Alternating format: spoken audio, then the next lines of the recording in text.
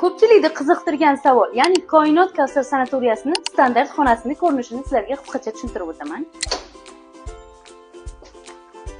Mana bizning standart xonamiz, ko'rganlaringdek, ish uchun mo'ljallangan ikkita divanimiz, televizorimiz, konditsioner, choy ichish uchun stolimiz, stollarimiz, hojatxona dushlarimiz xonani ichida mujassamlashgan.